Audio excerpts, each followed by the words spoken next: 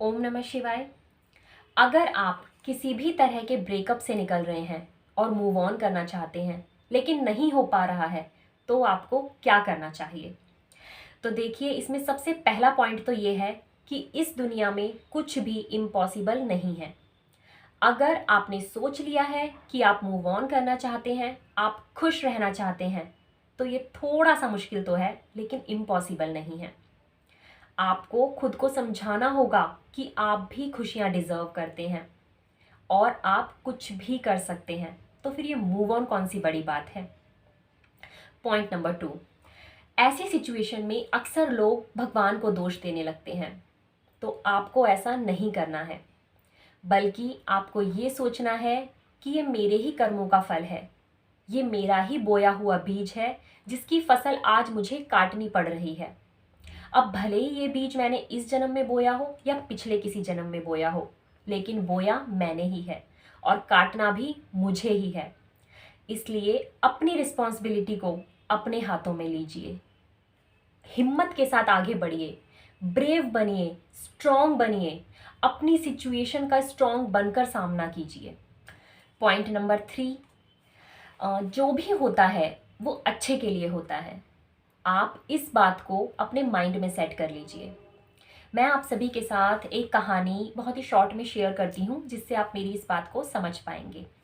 एक समय की बात है, एक राजा की एक उंगली कट जाती है। अब वो राजा बहुत ज़्यादा दुखी हो जाता है, वो भगवान जी से भी नाराज़ हो जाता है। वो भगवान जी से कहता है, भगवान जी, मैं तो इतने अच्छे से अपने जीवन को जीता हूँ, आपका भी पूजा पाठ करता हूँ, अपनी प्रजा का भी ध्यान रखता हूँ, सच्चाई के साथ अपने जीवन को जीता हूँ, फिर भी आपने मेरे साथ ऐसा क्यों किया। वो भगवान जी से नाराज़ हो जाता है। अब उस राजा की उंगली के कटने के कुछ समय के बाद वो राजा जंगल में जाता है और वहाँ जंगल में उसको कुछ आदिवासी लोग पकड़ कर ले जाते हैं। वो आदिवासी लोग उस राजा को बलि देने के लिए तैयार करने लगते हैं। वो राजा बहुत घबरा जाता है, वो ईश्वर को याद करने लगता है। तभी उन आदिवासी लोगों की नज़र उस राजा की कटी हुई उंगली पर पड़ती है और वो आपस में बात करते हैं कि इसकी तो एक उंगली कटी हुई है, ऐसे इंसान की तो बलि नहीं दी जा सकती। और वो लोग उस राजा को छोड़ देते हैं। उस कटी हुई उंगली की वजह से वो लोग उस राजा को छोड़ देते हैं। अब वो राजा अपने घर आ जाता है। वो राजा बहुत खुश होता है, वो ईश्वर को धन्यवाद देता है। जिस कटी उंगली की वजह से वो कई दिनों तक बहुत दुखी रहा, आज उसी कटी उंगली की वजह से उसकी जान बच जाती है। वो अपने परिवार में वापस आ जाता है। आज वो राजा भी सुरक्षित है, उसकी प्रजा भी सुरक्षित है। तो इस कहानी से हमें क्या सीख मिलती है? इस कहानी से हमें यही सीख मिलती है कि जो भी होता है वो अच्छे के लिए ही होता है। चलिए, पॉइंट नंबर 4, जब भी आप किसी ब्रेकअप से निकलें तो आपको तुरंत ही किसी दूसरे रिलेशनशिप में नहीं जाना चाहिए। अक्सर लोग यही गलती करते हैं। जब भी हम किसी रिलेशनशिप से निकल रहे होते हैं, हम मूव ऑन कर रहे होते हैं, ऐसी सिचुएशन में हमारी कंडीशन ठीक नहीं होती है, हमारे अंदर नेगेटिविटी भी भरी हुई होती है।